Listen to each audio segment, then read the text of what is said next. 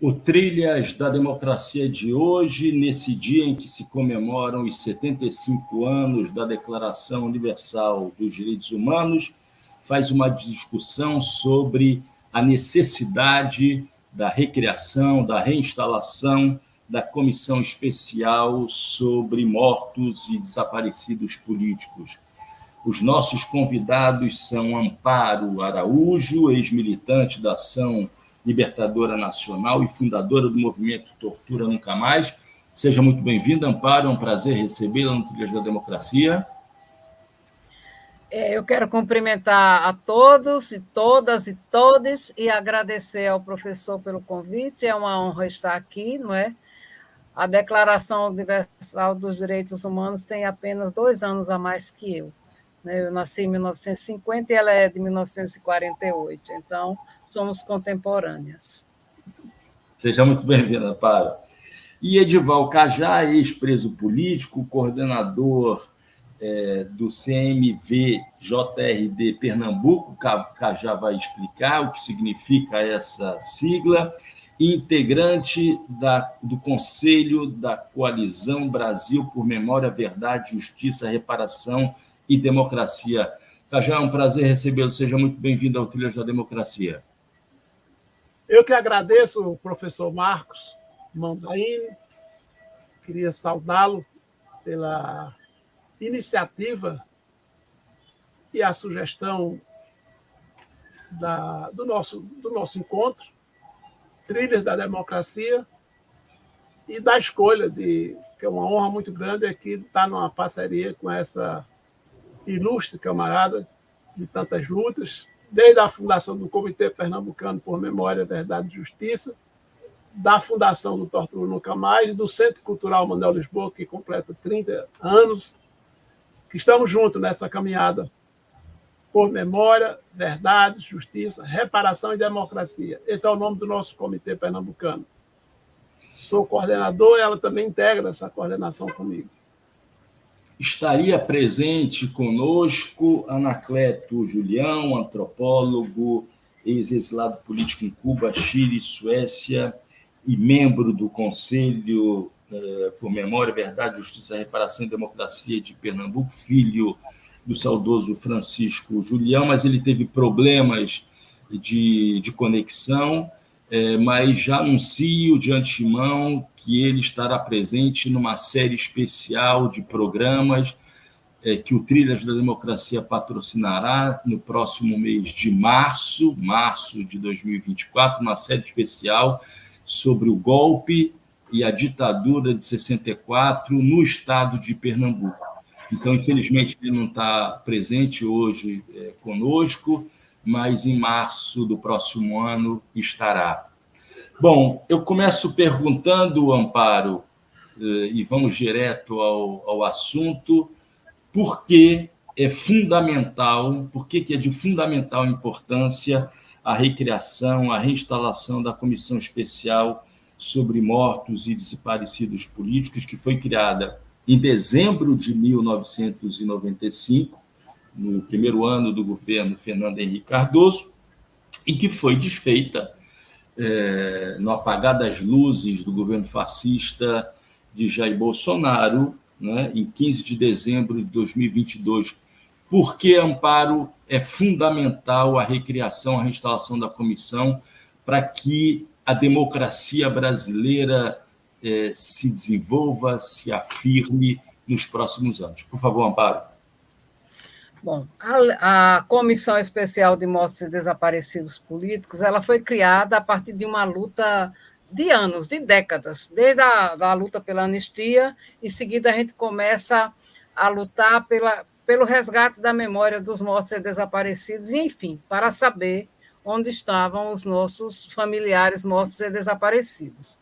Aí é uma luta assim, realmente de décadas. Aí, em 1995, houve toda uma articulação com o Congresso, era o segundo mandato do Fernando Henrique, e a luta já vinha de antes, né? Aí a Comissão de Direitos Humanos da Câmara, recém-criada, na época o presidente dela era o deputado Nilmar Miranda, aí a lei é votada e é sancionada pelo presidente Fernando Henrique, a Lei 9.140/95, que institui a comissão. Nessa lei, né, já vem descritos os nomes de 145 ou 146 desaparecidos que que as famílias já estavam na busca e sabiam que eram desaparecidos políticos, e essa comissão ela foi instalada não só para referendar esses 145 casos, como também ver os novos casos, porque tinha os mortos oficiais, que somam em torno de 480, que se sabe até hoje, porque a quantidade de mortes que teve no Brasil durante a ditadura a gente nunca vai saber, né? Mas aí foi instalada a comissão, fez os seus trabalhos, só que esse trabalho ele não se esgotou com uma indenização monetária que foi feita, porque o objetivo real da comissão era esclarecer as circunstâncias da morte e também resgatar os ossos para que as famílias pudessem fazer o enterro. Por ser da nossa tradição ocidental, cristã, religiosa, a gente tem que viver o ritual da morte, o luto. Então, nós estamos há mais de 50 anos num velório que não infindável, que não acaba nunca. E quando o inominável ex-presidente da República extinguiu a comissão sem ter poder para isso, porque foi uma comissão criada por lei, então só o parlamento, o Congresso é que tem poder para dissolver, até porque ela não concluiu os trabalhos, ela fez as indenizações simbólicas, né? Resgatou alguns cargos, fez algumas publicações com algumas histórias verídicas, né? Contribuiu muito para a criação da Comissão Nacional da Verdade. No fundo, a Comissão Especial de Mortos e Desaparecidos sempre foi a primeira Comissão da Verdade que teve nesse país. Aí se passa o primeiro mandato do governo, termina o mandato do Fernando Henrique, tem o primeiro governo Lula, tem o segundo, enfim, a presidenta Dilma Rousseff instala a Comissão Nacional da Verdade, que utiliza de todo o acervo documental da Comissão Especial de Mortos e Desaparecidos para começar seus trabalhos. Aí tem as recomendações, que até hoje nenhuma delas foram cumpridas, né? E aí, no apagar das luzes do fim do mandato do inominável, ele resolve extinguir com poder, ele não tem poder nenhum. Tem uma petição da Comissão Arnes ao Superior Tribunal Federal, um desses órgãos do Poder Judiciário, questionando isso, tintim por tintim. O Bolsonaro jamais poderia ter extinto essa comissão, ele não tinha poder para isso. Ela não concluiu os trabalhos, está lá dizendo que ela só será extinta quando os trabalhos forem concluídos. E como não foi, ela não pode ser extinta. Há o compromisso de campanha do presidente Lula para reinstalar essa comissão.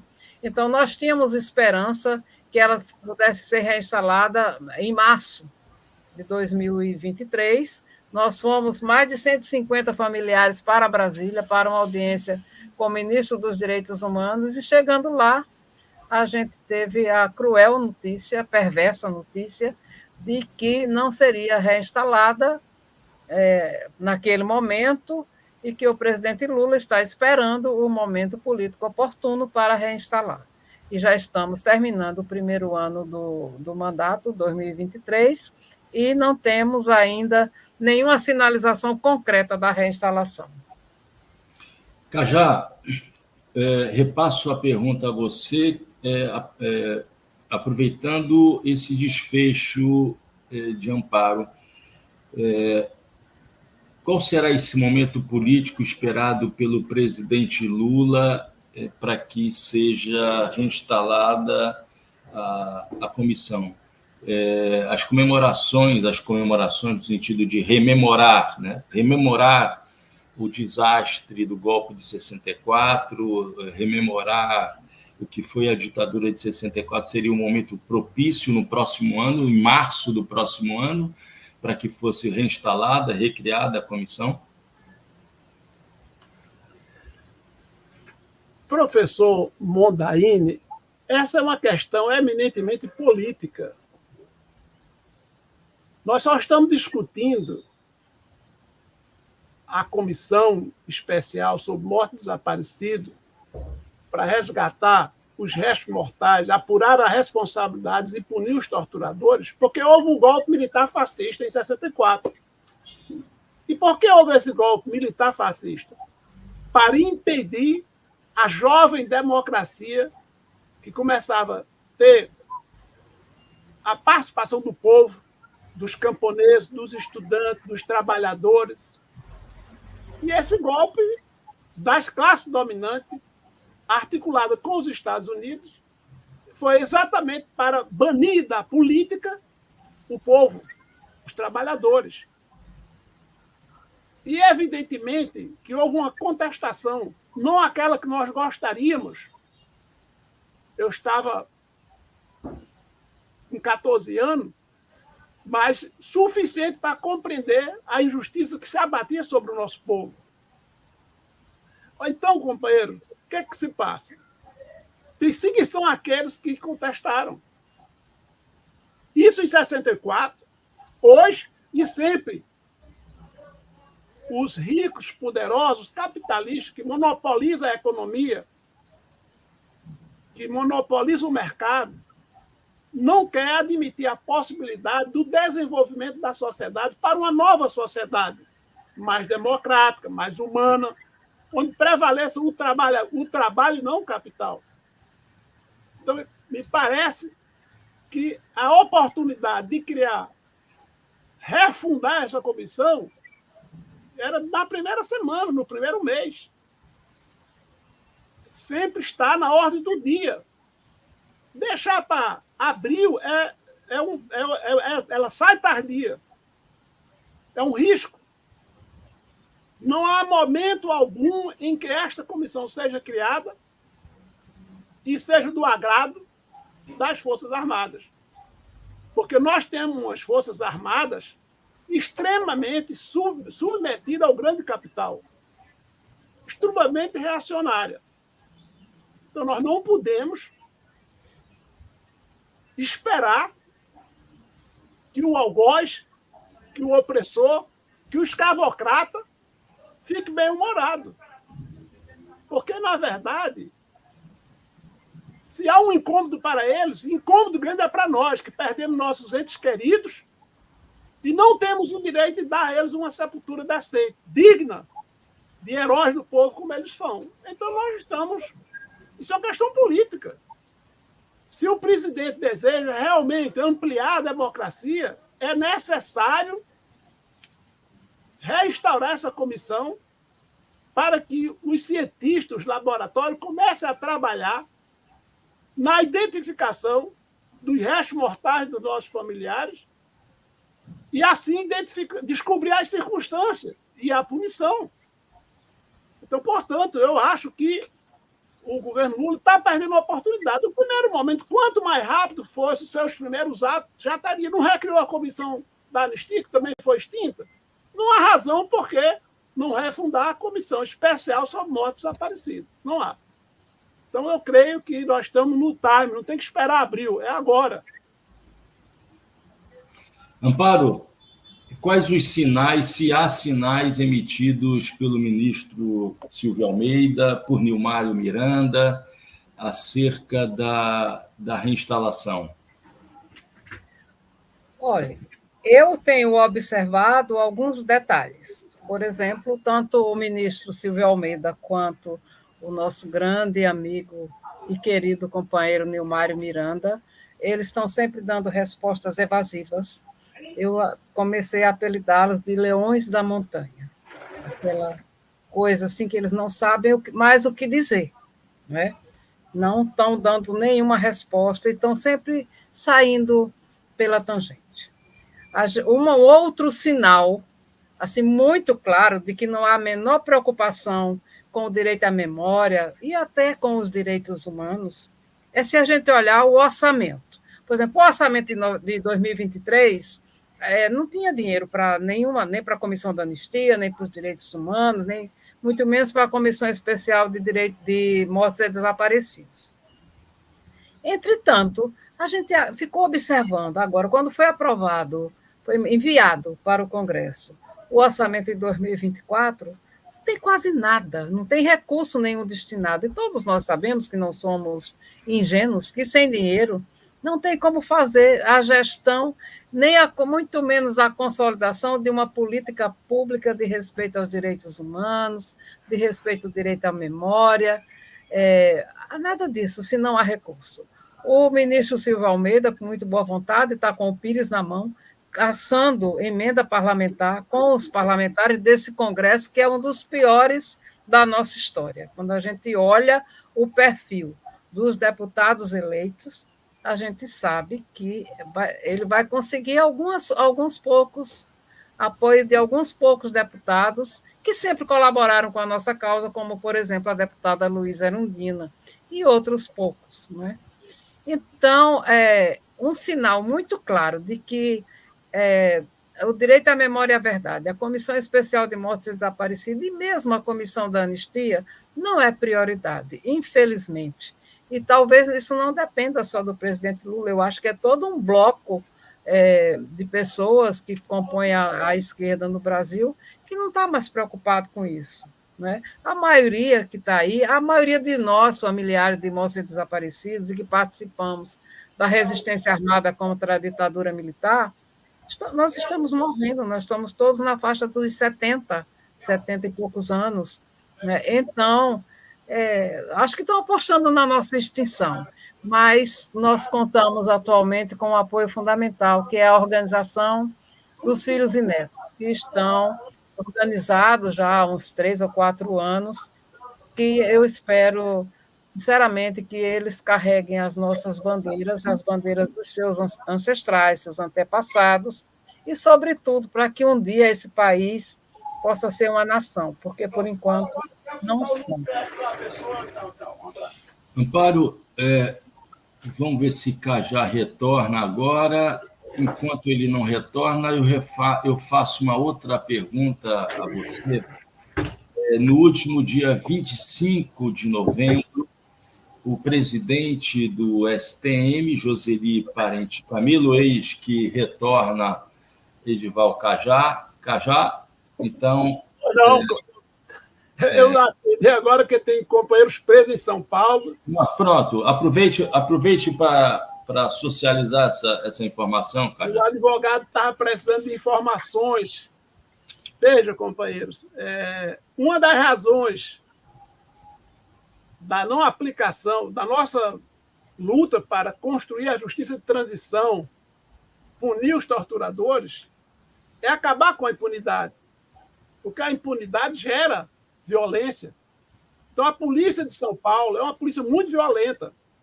Então, ontem, na Assembleia Legislativa de São Paulo, se dava uma adesão, um ato eminentemente político. As pessoas que não concordam com a nova lei, com a vontade do governador de que o patrimônio do povo seja privatizado, elas têm o direito de manifestar a sua opinião. Essas pessoas estão mantidas presas. 4 companheiros estão presos. A companheira Vivian Mendes, que foi candidata a senadora, teve uma brilhante votação, mais de 200 mil votos aí em São Paulo. O companheiro Ricardo Senésio, sindicalista, metroviário.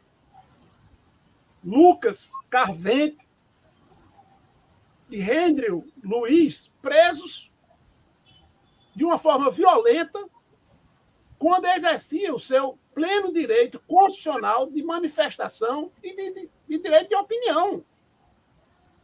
E não tem como manter, porque não tem amparo na lei. Acusa que eles reagiram à voz de prisão. Não é verdade. Não tem uma imagem que mostre esses companheiros ou com pedra, ou com pau, ou com um soco, nada. Ao contrário, foram espancados agressivamente o tempo inteiro. E se encontram presos.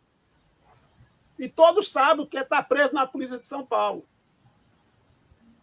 Está submetido a vexame de toda ordem, de humilhação, torturas morais, psicológicas. Como vive é um ativista de direitos humanos, da memória, pertence à Comissão da Verdade de São Paulo. dirigente, presidente estadual da UP. Então, eles têm um ódio. Esse ódio típico do bolsonarismo, do fascismo, desse governador Tarcísio e da Polícia Militar dirigida por ele. Então, estamos com vários advogados do Brasil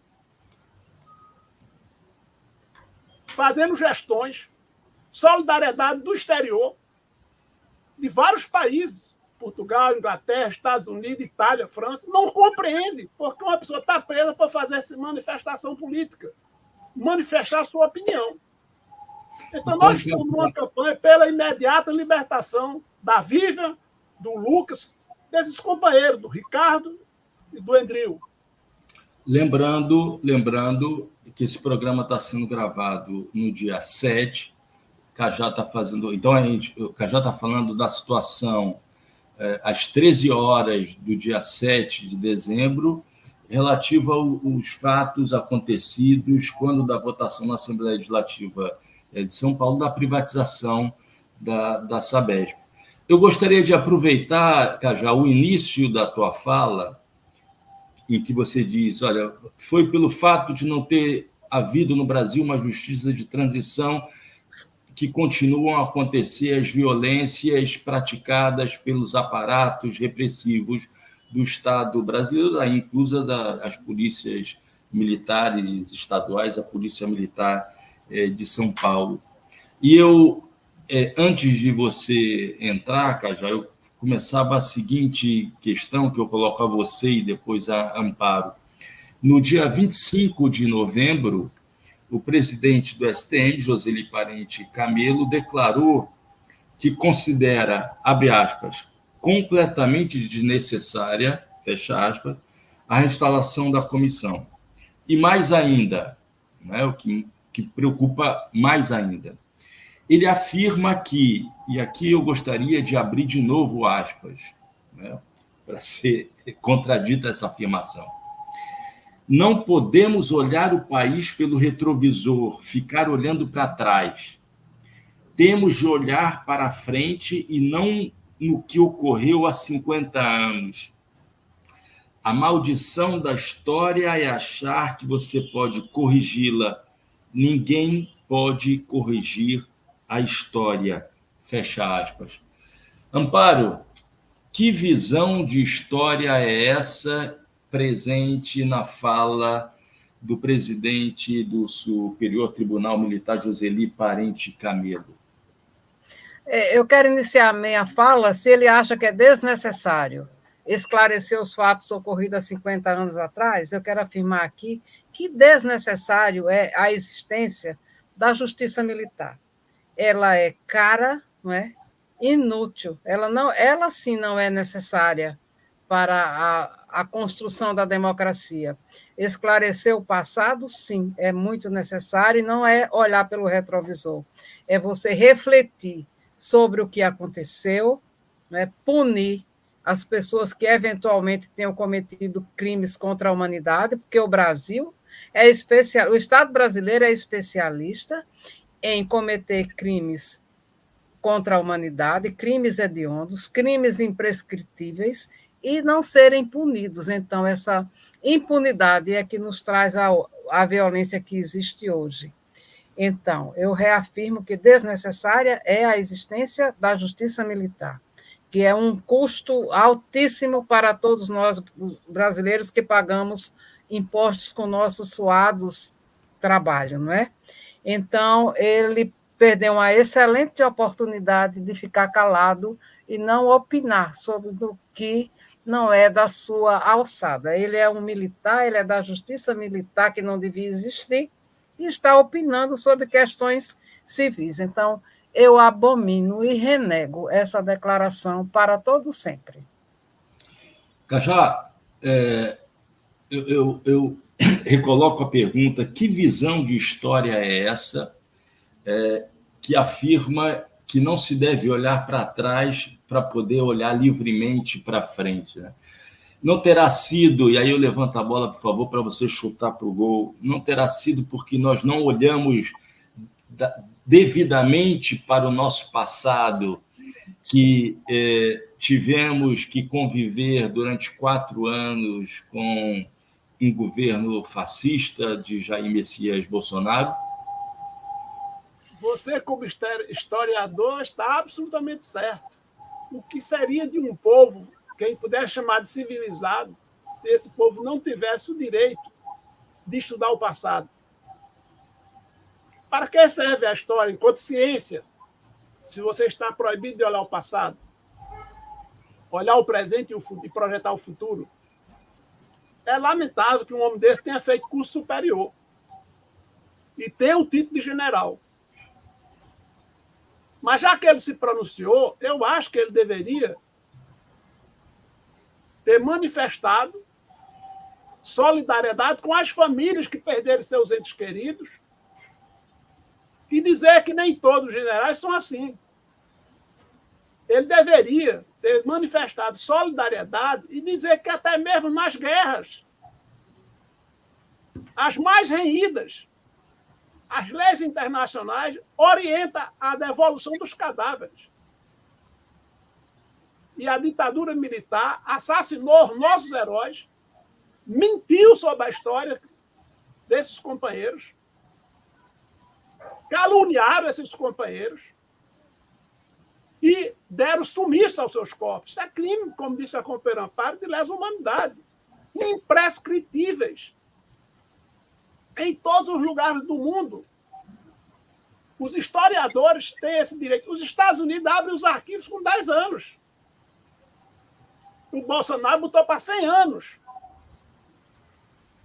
Tem medo da história? Pode ficar certo, professor. Medo da história, da verdade. O povo sem história é como um ser humano sem história e sem memória. Um homem sem memória, como é que ele pode se orientar? Ele não tem consciência de si mesmo.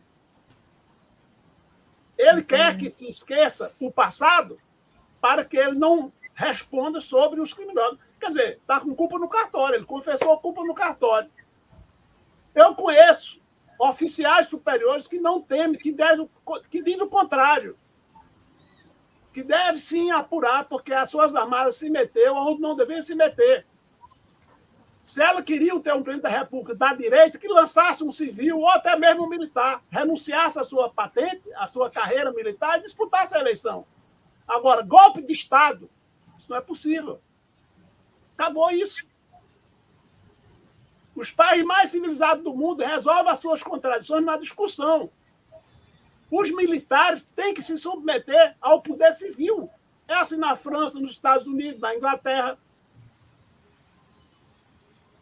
As Forças Armadas, aqui nesse país, avoca para si, já vi manifestações de generais dizendo que são o poder moderador. Aonde?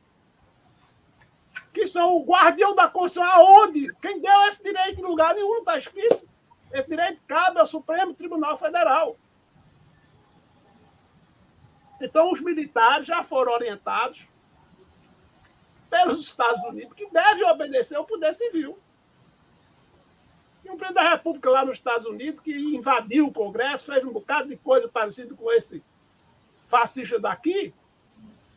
E o que é que se passou com ele? Está cheio de processo. Ninguém falou em golpe nos Estados Unidos para tirar Bolsonaro. Acabar o civil, o poder civil, resolver esse problema. Então, isso daí, companheiro, na verdade é mamata. Uso de dinheiro, suborno. E estou de acordo com o Amparo. A justiça civil, a justiça brasileira tem condições de julgar todos os brasileiros. Os problemas militares se resolvem disciplinarmente com o seu estatuto, com o seu regimento.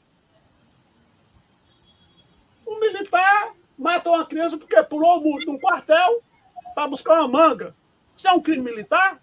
Não. Isso é um crime civil e ele tem que responder por esse crime. Não, mas ele quer ficar impunes. Então, é esta impunidade que leva a essa pretensão de que os militares podem dar golpe de Estado, podem balizar o presidente da República. Pelo contrário, são subordinados ao presidente da República em todos os países civilizados do mundo. Então, essa é realmente lamentável declaração de um general que eu poderia recomendar que ele pudesse, ainda há tempo, fazer um curso de história, buscar a história. Tem cabimento, tais declarações, isso depõe contra o título superior de qualquer pessoa que passou por uma universidade. É lamentável. Amparo, como eu discordo frontalmente da afirmação do Brigadeiro Cajá, Brigadeiro Camelo, né? O Brigadeiro, desculpa. Ele é das Forças Aéreas. Mas é um posto, uma hierarquia equivalente. É do alto oficialato das Forças equivalente. Armadas Brasileiras, né? Eu gostaria de, como eu acredito que é sempre, e sigo sempre uma frase de um historiador francês chamado Marc Bloch, de que a história, na verdade, é a ciência dos homens e mulheres no tempo, no decorrer do tempo, né? É sempre necessário revisitar o passado numa perspectiva de olhar sempre para frente, né? É impossível olhar para frente, caminhar para frente sem tombar, desguardando do nosso passado, né? Eu gostaria de, nesse momento, né, a nossa audiência é formada por várias gerações, existem muitos jovens, né, que vão, com o passar do tempo, exatamente se esquecendo, né, daqueles que lutaram, daqueles que tombaram, daqueles que foram presos, torturados, desaparecidos.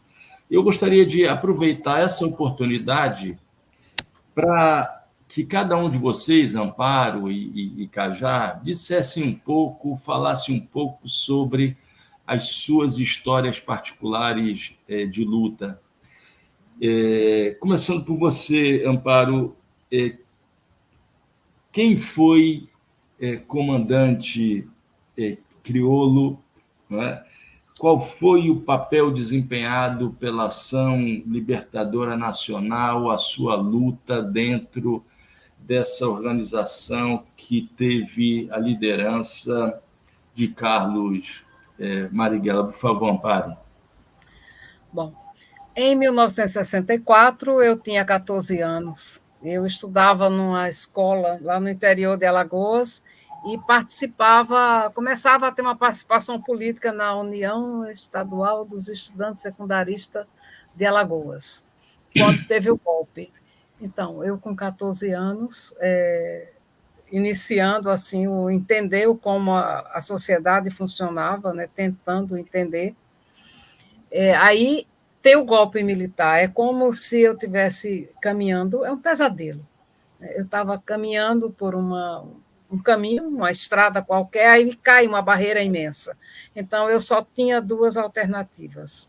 Ou eu sucumbia ali naquele momento, ou eu arrebentava aquela barreira que caiu na minha frente. Então, foi isso que eu fiz. Continuei assim, a rebeldia, não é, da juventude. E aí minha família achou por bem que eu deveria ir estudar numa escola, um internato de freira, lá no interior de São Paulo. E assim eu fui deportada.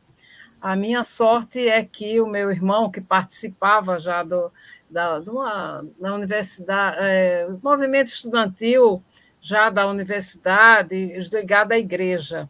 Aí o padre dessa tal cidade assumiu o compromisso de ajudar eu a continuar com a minha formação política. Aí eu estudo nesse colégio assim uns 2 anos, aí depois não é possível mais continuar. Aí eu vou morar com minha mãe em São Paulo, né? E aí vou estudar numa escola pública, aí minha militância continua, e meu irmão tinha por hábito me levar para passear, e com ele para as reuniões que ele participava, as reuniões já bem mais organizadas, né, do movimento universitário católico, uma coisa assim, eu não me lembro mais. Aí, em seguida, a Marighella funda a Ação Libertadora Nacional, cria, né, e muitos estudantes, inclusive meu irmão, começam a fazer parte da Ação Libertadora Nacional, isso ali por 66, 67, nesses inícios, 68. Aí começam as primeiras ações armadas, meu irmão participa de algumas, aí depois ele vai fazer o treinamento militar dele em Cuba, ele passa primeiro pela União Soviética, e depois faz o treinamento militar dele em Cuba, e eu fico aqui, eu fico clandestino em 69. Né? Ele já sai daqui clandestino e eu entro na clandestinidade entre o final de 68 e 69.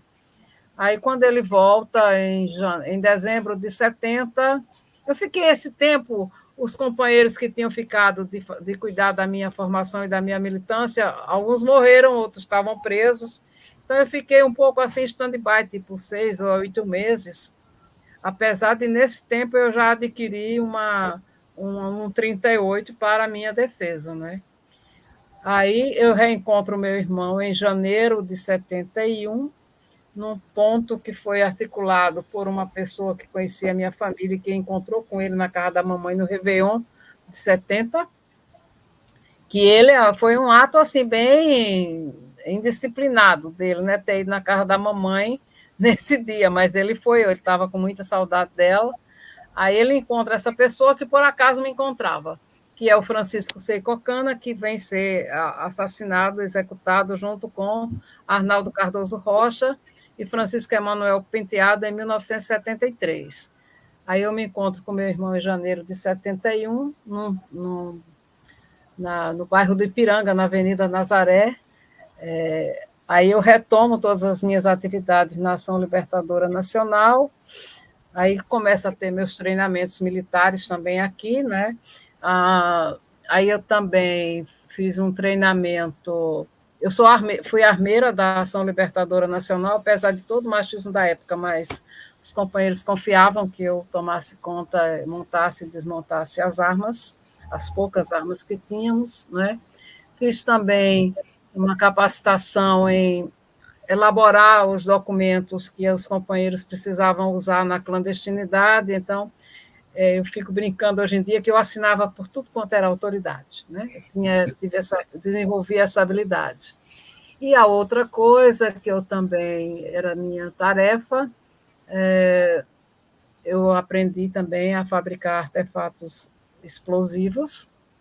E uma outra coisa que era das minhas tarefas era fazer a preparação de ações de expropriação, não é? E outras ações que se precisou fazer na época, além de expropriação, teve o sequestro dos embaixadores, teve para soltar os companheiros que estavam presos. Então, eu fazia aquele momento preliminar, o planejamento, vamos dizer assim, tático, o levantamento. Eu passava dias e dias, horas e horas, meses, observando um determinado movimento, um determinado local, para que depois os companheiros mais experientes militarmente executassem a ação propriamente dita. Então, essa parte era... Tinha uma coisa que eu não gostava que dissessem, mas que era verdade, que os companheiros diziam assim: companheira, você com essa vozinha e essa sua cara, mesmo que você esteja usando uma arma muito pesada, na época o máximo que a gente tinha era um fuzil automático leve, um FAL, né? Naquela época não tinha R-15 ainda. Mesmo que eu estivesse empunhando aquele tipo de arma, ninguém ia atender a meu comando. Então, e eu achava também muito importante, porque, veja só, fazer a preparação das ações, o levantamento, dar as informações para os companheiros que executaram uma responsabilidade imensa, porque, de antemão, eu sabia de tudo que ia acontecer. Então, as pessoas, mas você era só uma tarefeira? Não, eu era uma tarefa de muita responsabilidade. Nunca me importei em ser chamada de tarefeira, porque o que eu fiz foi fundamental para a subsistência da LN, a soltura de companheiros através de algumas das ações que foram feitas. Então, eu sempre, com muito gosto, fui tarefeira e preparei tudo isso para que a gente pudesse, um dia, conseguir a vitória, né? Não conseguimos, mas tentamos. Amparo, quem foi comandante crioulo? Para finalizar. Deixa eu me despedir. Eu estou com um compromisso médico, eu queria pedir para me despedir de vocês. Então Cajá, eu não queria que você... Pode passar para Cajá e depois eu retomo com o nosso comandante crioulo.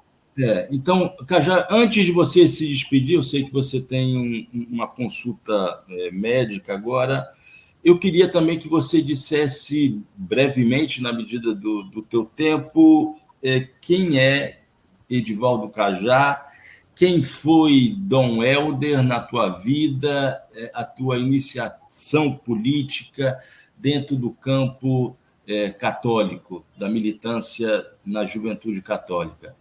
E por que Cajá foi preso? Eu fui seminarista no interior, trabalhei na roça com minha família. Nos sábados eu ajudava, trabalhava numa farmácia pequena na cidade do interior. Fui para o seminário. E no seminário, estudando a tarefa de um sacerdote, descobri que eu não precisava realmente de uma organização religiosa. Eu precisava de ajudar o povo a se libertar. Descobri que o que Cristo fundou não foi uma igreja, foi um movimento revolucionário, um caminho revolucionário. Por isso foi assassinado. E descobri também que o capitalismo já é uma sociedade ultrapassada, incapaz de resolver as graves contradições do povo, mesmo nos países mais desenvolvidos do mundo, como é o caso dos Estados Unidos. E por isso me dediquei a um trabalho de massas. Tive a sorte de conhecer um partido, o Partido Comunista Revolucionário, que defendia essa linha de massas como instrumento da luta para ultrapassar o capitalismo e construir o socialismo. Então, nós estamos chegando a um momento em que assistimos a via cruz do capitalismo. 2 guerras imperialistas no século passado. Neste ano, mais de 10 guerras. Só se fala da Ucrânia e da Palestina, mas tem mais 10 guerras para vender armas, para atender a demanda do complexo industrial militar. Então, esta sociedade deve ser sepultada. Então, conheci Manuel Lisboa, um dirigente revolucionário, um alagoano, que era estudante de medicina, foi preso, perseguido, torturado e foi lutar clandestinamente. Uma figura humana rara, de inteligência e sensibilidade rara. E essa minha compreensão do que era o cristianismo, o que era o marxismo e como isso pode ajudar um povo a se libertar, também me aproximou de Dom Helder. Quando Manuel foi preso, eu fui atrás de Dom Helder, no palácio. Eu era bancário nesse período. Pedi seu apoio para que não assassinasse mais 5 companheiros que foram presos com Manuel e depois contasse que foram dar voz de prisão e eles fugiram e ocorreu um caminhão passou por cima. Como era comum essas histórias cínicas montadas pelo Exército Brasileiro. E ele foi extremamente solidário. Outra figura humana rara do ponto de vista da cultura e da sensibilidade. Fui um privilegiado ter conhecido esses 2 homens que, por motivos diferentes, tinham os mesmos compromissos com a libertação do povo. Então, Dom Helder nos ensinou muito, e a mim, em particular, muitas coisas. Me perguntaram agora, quando nessas indagações acerca do processo da beatificação, da santificação, você que trabalhou 6 anos e meio, tem alguma influência? Dom Helder lhe influenciou. Até meu nome foi modificado. Esse nome Cajá foi um apelido que ele me botou, porque eu venho de Cajazeiras. Não é no da Comissão de Justiça e Paz. Alguém falou Cajazeira, não sei o que lá. Que Cajazeira? Cajazeira é nome de lugar, de cidade. Cajá é gente. Cajá é 4 letras, é uma fruta tropical do Nordeste. É Cajá, minha gente. Pronto, ficou me chamando de Cajá. Depois, quando eu saí da prisão, a repressão achava que era um codinome, um nome de guerra, que eu estava escondendo meu nome. Não, não era. E hoje meus filhos são Cajá, todos 3 têm sobrenome de Cajá. É nome. Foi averbado na cidade que eu nasci. O juiz disse, não já é não, doutor, se for um advogado. E não já é Cajá. Eu vi uma entrevista recente aqui fala, não, doutor, é exatamente por isso que nós estamos aqui uma petição, que a Constituição permite isso lá, no aquele capítulo, averbação de nome. Então, Dom Helder é uma figura que marcou a todos. com quem conviveram com ele, nunca pediu atestado ideológico de nenhum assessor, de nenhum auxiliar seu. O que ele exigia era o compromisso com essa marcha da humanidade rumo à sua emancipação econômica, social, política, ideológica e espiritual. Então, eu acho que estudei um pouco essa questão e gosto muito de uma frase do Frei, do padre português que ajudou aqui as Ligas Camponesas, chamado o padre Alípio de Freitas, que não há nenhuma contradição entre o Evangelho de Jesus e a Revolução Socialista. Eu estou de acordo. No dia que meu filho foi se casar, formou-se em Cuba, o padre, o celebrante, disse, era um evangélico, disse, eu nunca fui a Cuba, era ele e Reginaldo Veloso, nunca fui a Cuba, mas tinha uma admiração enorme. Tudo que eu li de Cuba me diz que aquela Revolução Cubana é uma obra evangélica, busca o bem das pessoas, o bem-estar das pessoas. Então, eu queria agradecer a convivência de poucos minutos aqui com vocês, mas creio que a companheira Amparo poderá perfeitamente seguir essa caminhada. Então, boa consulta, Cajá. Isso, estamos aí. Para ajudar um pouquinho mais. E nos reencontramos em março na série especial de programas sobre o golpe de 64 no estado de Pernambuco. Até lá, Cajá. Prazer. Muito prazer. Gratidão. Tchau. Amparo, voltamos ao comandante crioulo. Quem foi o comandante crioulo? O comandante crioulo é o Luiz José da Cunha. Ele nasceu aqui no Recife, no bairro de Beberibe. É um menino negro, cuja família é praticante de religião afro, né, do candomblé. E ele começa cedo, ele estuda no Colégio Estadual de Beberibe, e o apelido dele aqui no Movimento Estudantil Secundarista de Pernambuco é Luizinho de Beberibe. Aí ele sai daqui, vai para o Rio de Janeiro, ele engajou na Marinha, não é? Mas ele não fica na Marinha. Quando ele chega no Rio de Janeiro, ele começa a conviver com os estudantes do Colégio Pedro II, e aí ele conhece Carlos Marighella.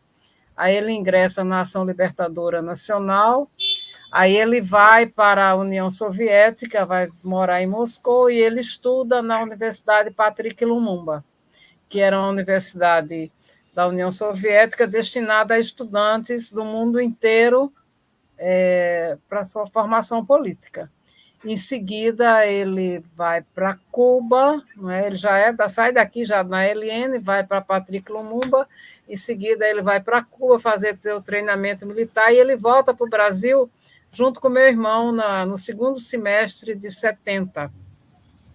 Passa um tempo aqui em Pernambuco e depois ele vai para São Paulo, e com a morte do Carlos Marighella, ele meio que assume o comando da Ação Libertadora Nacional, né, junto com outros companheiros, porque a Ação Libertadora Nacional sempre teve um comando assim coletivo. Antes, Carlos Marighella, Joaquim Câmara, aí em seguida entra os militantes mais novos, como o Yuri Xavier Pereira, o Carlos Eugênio Sarmento Coelho da Paz, o Luiz José da Cunha, o Arnaldo Cardoso Rocha, e tantos outros que eu não cheguei assim, a conhecer pessoalmente por conta das questões de segurança e de compartimentação que era necessário ter naquela época. Então, o Luiz José da Cunha, ele participa ativamente da coordenação nacional da LN. Ele é um militante negro, né, da periferia de Recife, muito respeitado, e ele faz questão de ser chamado de comandante crioulo, né, porque ele era um negro, e ele usava sempre uma guia de santo, que ele distribuía também com todos nós, para que a gente tivesse um mínimo de proteção divina, vamos dizer assim, apesar de sermos quase todos ateus, né? E ele é assassinado em julho de 73, quando ele vai cobrir um ponto, não era com um militante, com um amigo aqui do Recife, uma pessoa que eu sei o nome, mas eu prefiro não me referir, porque é uma pessoa, não sei ainda, nem se está vivo ainda, mas uma pessoa relativamente conhecida. porque a solidão daquele tempo era imensa, né? Então, ele tinha esse amigo que ele encontrou por acaso, porque esse amigo não era militante. Aí eles marcaram assim uma coisa, a cada 3 meses, numa quinta-feira, às 4 horas da tarde, a gente pode se encontrar em tal lugar. Só que aí essa pessoa, talvez até por ser amigo dele, foi preso e passou essa dica para a repressão. Então, em julho de 73, ele vai a esse local, e nesse local ele é surpreendido pela polícia e ele reage, né? Ele não sabia dirigir, ele tenta expropriar um carro que está com 2 mulheres dentro do carro, e para sair dali, para fugir daquele tiroteio. E aí, só que aí o que acontece é que as mulheres ficam nervosas, ela não consegue dirigir, e aí ele é preso nesse momento, ele cai ferido, realmente, porque ele realmente reagiu à prisão, ele cai ferido e é levado para a Operação Bandeirantes, e lá ele é muito torturado. Quando eu encontrei as fotos dele morto lá no arquivo do DOPS em São Paulo, ele está todo queimado, maçarico. Ele está cheio de queimaduras, não é? Mas ele não morre disso, nem dos tiros que levou. Ele morre, a gente foi feito um exame por um laboratório, porque a ciência permite assim, chegar a esse diagnóstico. Ele morre de anemia, ou seja, ele sangrou até morrer. Se o Brasil cumprisse o mínimo dos acordos internacionais e até de tempos de guerra que são assinados, ele estava ferido, ele não recebeu nenhum tiro em região vital, é isso que o exame constata. Aí, se ele tivesse sido levado para um atendimento médico, porque ele estava já rendido, ele estava ferido, pelos acordos que o Brasil assina, ele teria que ter sido socorrido, levado para um hospital. E ele não foi, então ele sangra até morrer. E uma coisa que acontece bárbara, né, e que a gente só fica sabendo anos depois, em 1990, quando é aberto o cemitério de Perus, muito tempo depois da anistia, que a gente encontra as ossadas dele, ela está sem a cabeça. Então, eles enterraram as ossadas do pescoço para baixo lá no cemitério Dom Bosco, em Perus, e a cabeça, eles podem ter enterrado até lá naquele mesmo cemitério, mas em outro lugar. Isso tudo para dificultar a identificação. Mas as famílias, não é, os companheiros de São Paulo e eu também, nós investigamos bastante, com a ajuda, inclusive, do administrador do cemitério. A gente chega na ossada dele, que foi enterrada com o nome frio que ele estava usando na época.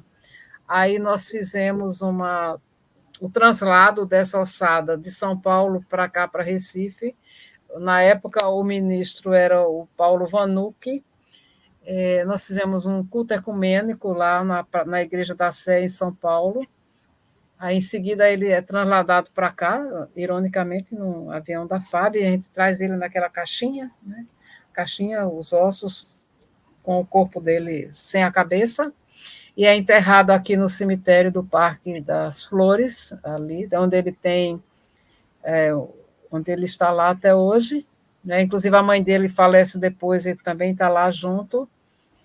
E aí eu entro com um procedimento aqui na Justiça Brasileira, esgoto todas as possibilidades de justiça a nível nacional.